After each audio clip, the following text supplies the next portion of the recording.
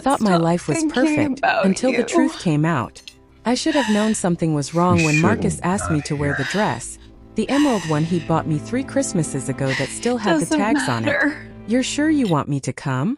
I asked for the 3rd time that evening, smoothing down the fabric as I studied my reflection. After 12 years of marriage and countless excuses about why spouses weren't invited to company events, this sudden invitation felt strange. Of course, he said, adjusting his tie without meeting my eyes in the mirror. It's the annual dinner. Everyone brings their partners. Everyone. That word stuck with me as we drove to the Riverside Hotel in unusual silence. Marcus's fingers drummed against the steering wheel, and twice I caught him opening his mouth as if to speak before thinking better of it. The hotel ballroom was already buzzing with conversation when we arrived. Crystal chandeliers cast warm light over round tables draped in white linen, and waiters moved gracefully between clusters of well-dressed people holding champagne flutes. I turned to see a stunning brunette in a red dress making her way toward us, her smile bright and confident. She was younger than me, late 20s maybe, with the kind of effortless beauty that made me suddenly conscious of every line around my eyes. Jennifer, Marcus said, and I didn't imagine the way his body tensed beside me. I didn't know you were bringing anyone tonight, Jennifer said, her eyes flickering to me with poorly concealed surprise. The smile never left her face, but it had frozen into something artificial. This is my wife, Catherine, Marcus said quietly. The silence that followed lasted only seconds, but it felt like hours. Jennifer's face went through a rapid series of expressions, shock, confusion, anger, before settling on a mask of polite interest. Wife, she repeated, as if testing the word. How wonderful. Marcus, you never mentioned you were married. The world tilted slightly. I looked at my husband, waiting for him to correct her, to laugh it off as a misunderstanding. But Marcus had gone pale, his eyes fixed on the floor. I'm sorry, I said slowly, my voice sounding distant to my own ears. Did you just say my husband never mentioned he was married? Jennifer's eyes widened as understanding dawned. Oh God. You didn't know. It wasn't a question. She looked at Marcus with something between fury and heartbreak. You didn't tell her either. Jennifer, please. Marcus reached out, though whether to her or me I couldn't tell. How long? I asked. My voice was remarkably steady considering my hands had started shaking. How long have you been sleeping with my husband? People were starting to stare. I could feel their eyes on us, conversations dying away in ripples as word spread that something interesting was happening by the bar. Jennifer's composure cracked. 8 months. We've been together for 8 months, he said. Her voice broke. He said he lived alone. That he was divorced. Divorced, I repeated numbly. In my mind I was rifling through the past 8 months. The late nights at the office. The weekend team-building retreats. The new cologne. The way he'd become obsessed with the gym. All those romance novel cliches I dismissed because Marcus would never cheat. Marcus loved me. Catherine, Marcus finally found his voice, but I held up my hand. Don't say my name right now. I turned back to Jennifer, who looked like she wanted the floor to swallow her. Did he tell you he loved you? She nodded, tears spilling over. Yes. Did he say he wanted to build a future with you? Another nod. Did he ever cancel plans at the last minute? Say something came up. All the time, Jennifer whispered. That was probably me, I said. His actual wife. The one he went home to every night. The one who made his dinner and did his laundry and listened to him complain about work stress. I laughed, but it sounded harsh even to my own ears. Though now I'm wondering how much of that stress was real, and how much was just the exhaustion of living a double life. Catherine, please let me explain. Marcus tried to take my arm, but I stepped back. Explain what exactly? That you've been lying to both of us? That you brought me here tonight because what? You felt guilty? Or did Jennifer give you an ultimatum? The look on his face told me I'd hit the mark. Jennifer made a small wounded sound. She did, didn't she? I continued, pieces falling into place with sickening clarity. She wanted to meet your family. Wanted things to get serious. So you figured you'd bring me here. Let her see you were married and she'd break it off. Then you could play the victim. Tell me about the crazy woman at work who developed a crush on you. Was I supposed to comfort you? Tell you it wasn't your fault. It wasn't supposed to happen like this, Marcus said weakly. How was it supposed to happen? My voice rose despite my efforts to control it. How exactly was this supposed to go, Marcus? Were you ever going to tell me? Or were you just going to keep us both on a string, until you decided which life you wanted? David had appeared at my elbow, looking deeply uncomfortable. Perhaps we should take this somewhere more private. No, I said firmly. Everyone here should know exactly what kind of man Marcus Brennan is. He's the kind who lies to his wife for 8 months. The kind who tells his girlfriend he's divorced. The kind who's too much of a coward to end one relationship before starting another. Jennifer had started crying in earnest now. Despite everything, I felt a strange kinship with her. We were both victims of the same man, both fed the same lies. I'm sorry, she said to me. I never would have if I'd known. I believe you, I said, and meant it. He's very good at lying. 12 years and I never suspected a thing. You didn't stand a chance after 8 months. Marcus looked between us and I could see panic setting in. This wasn't going according to whatever plan he'd had. Both of you, please. Can we just talk about this rationally? Rationally. Jennifer's voice had turned sharp. You want rational? You told me you loved me. You showed me apartments we could move into together. You talked about meeting my parents at Christmas. And all along you had a wife at home. You were looking at apartments? I asked quietly. This hurt worse than the affair itself somehow, the premeditation, the future planning. This wasn't just sex. This was a whole alternate life. Marcus didn't answer. He didn't need to. I pulled off my wedding ring. The modest diamond he'd saved for 6 months to buy back when we were young and poor and stupidly in love. It felt lighter than it should have as I placed it in his palm. I'm done, I said simply. Jennifer, honey, you can have him. Though I'd recommend you don't. A man who cheats with you will cheat on you. Catherine, wait. Marcus grabbed my wrist, and for the first time in our marriage, I saw something ugly flash across his face. Anger. You can't just leave. What about the house? The life we built. The life you destroyed, you mean? I pulled my arm free. Call me through a lawyer. I want the house, the car, and half of everything else.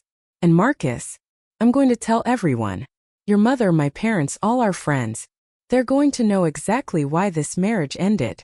I turned to Jennifer one more time. There's a lawyer named Patricia Gomez on 5th Street. She handled my sister's divorce. She's excellent, and she doesn't let cheating husbands get away with anything. You might want her number 2, for when he does this to you. I walked out of that ballroom with my head high. Even though my legs felt like water, and my chest felt like someone had reached in and squeezed my heart until it burst. Behind me, I could hear Marcus calling my name. Hear the whispered conversation starting up. Hear Jennifer's sobs. I made it to the parking lot before I started shaking so badly, I had to sit down on a bench. I'd driven there with Marcus. I had no way home except to call a car or go back inside. The irony of being stranded because of my husband's infidelity wasn't lost on me. I pulled out my phone and called my sister, Rachel. Hey Kat, what's? Marcus is having an affair, I said, and then I started crying. Great heaving sobs that came from somewhere deep inside me. From the place where 12 years of trust and love and partnership had just been ripped away. I'm coming to get you, Rachel said immediately. Where are you? I told her, and she promised to be there in 20 minutes. While I waited, I blocked Marcus's number and started making a mental list of everything I needed to do. Find a lawyer, close joint bank accounts, change passwords, tell mom and dad. The practical details helped keep the panic at bay. Marcus found me before Rachel arrived. He looked terrible, tie askew, hair messed up, eyes red. I'm so sorry, he said. Catherine, I'm so sorry. It was a mistake. A stupid mistake. I love you. I've always loved you. You have a funny way of showing love, I said, staring straight ahead instead of looking at him. Sleeping with someone else.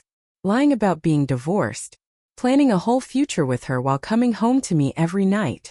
I got confused. Work was stressful and she was there and she made me feel. Stop, I interrupted. I don't want to hear about how she made you feel. You made choices, Marcus. Dozens of them. Every time you texted her, every time you met her for dinner, every time you touched her, those were choices. Don't pretend you just fell into this. We can fix this, he pleaded. Marriage counseling. I'll quit my job. Whatever you want. What I want, I said slowly, is to go back to this morning when I still believed my husband loved me. But we don't get to go back, do we? We only get to go forward, and I'm going forward without you. Please don't do this. Think about everything we've been through together. Now I did look at him. I am thinking about it. I'm thinking about how I supported you through grad school, working 2 jobs so you could focus on your studies. I'm thinking about the 3 miscarriages we survived together. How you held me while I cried. I'm thinking about every sacrifice I made. Every time I put your needs first. Every moment I chose you. And you know what? You weren't thinking about any of that when you were with her. Rachel's car pulled into the parking lot, and I stood up. My lawyer will be in touch, I said. Don't come home tonight. Go stay with your brother or check into a hotel. I don't care. But if you're in the house when I get there, I'm calling the police. Catherine. Goodbye, Marcus. I got in Rachel's car and didn't look back. The next few weeks were a blur of lawyer consultations, paperwork, and difficult conversations. Marcus tried to call and text from different numbers, but I blocked them all. He showed up at the house twice. The second time, I made good on my promise and called the police. Jennifer called me once 3 weeks after the dinner. I almost didn't answer, but curiosity got the better of me. I broke it off with him, she said without preamble. The day after. I just thought you should know. Thank you for telling me. For what it's worth, she continued. I really am sorry. I know sorry doesn't fix anything, but I need you to know I didn't know. If I had. I know, I said. He fooled both of us. That's on him, not you. There was a long pause. He kept trying to call me after I ended it, saying he'd leave you, that we could be together now. As if that's what I wanted after finding out he'd lied about everything. Did he leave? I asked, though I already knew the answer. No. He said he needed time to process everything. That he couldn't just walk away from 12 years of marriage. She laughed bitterly. Like he wasn't already walking away every time he was with me. We talked for a few more minutes, 2 women connected by the same terrible man. When we hung up, I felt something shift inside me. Not forgiveness, I wasn't ready for that yet, but understanding. Marcus was the villain in this story, not Jennifer. The divorce was finalized 6 months later.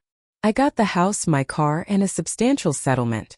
Marcus got his apartment, his precious career, and a reputation as a cheater that followed him around the company until he finally resigned. I heard through mutual friends that he tried dating again but couldn't seem to make anything stick. Apparently, once women found out about his history, they didn't stick around. Karma, I thought, though it brought less satisfaction than I'd expected.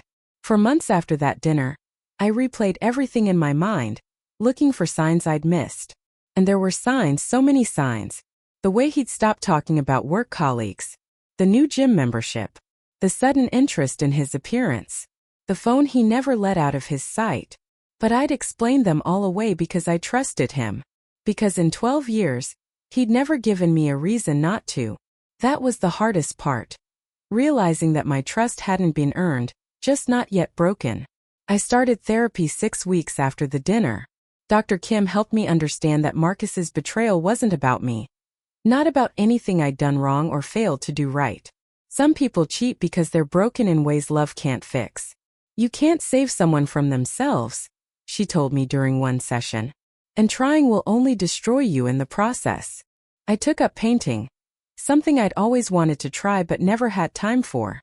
I reconnected with friends I'd lost touch with over the years. I traveled to Iceland, something Marcus had always said was too expensive. I started building a life that was mine, not ours. A year after that dinner, I ran into David, the man with the mustache who'd made the joke about Marcus inventing me. We were both ordering coffee at a cafe downtown. Catherine, he said, recognition lighting his face. How are you? Better, I said honestly. Much better. I'm glad.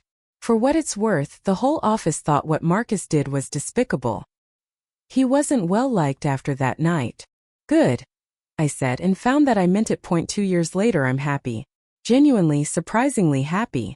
I'm dating again. Casually, nothing serious. And I've learned to trust my instincts. I've learned that I'm stronger than I thought, that I can survive things I never imagined I'd have to face. Sometimes I still think about that night.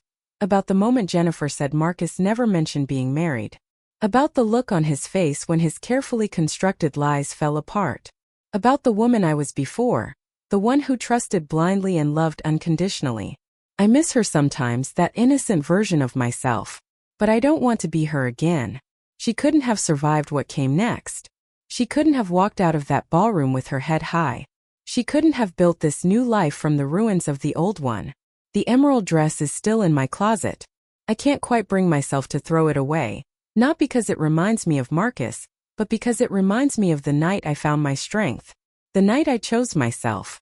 And if I ever wear it again, it'll be on my terms to an event I choose with people who deserve to be in my life. Because that's the thing about having your world shattered. Eventually you get to rebuild it. And this time you get to decide exactly what it looks like. If you enjoyed this story, don't forget to subscribe to our channel for more real-life tales of betrayal, revenge, and redemption. Hit that like button and share your own experiences in the comments below.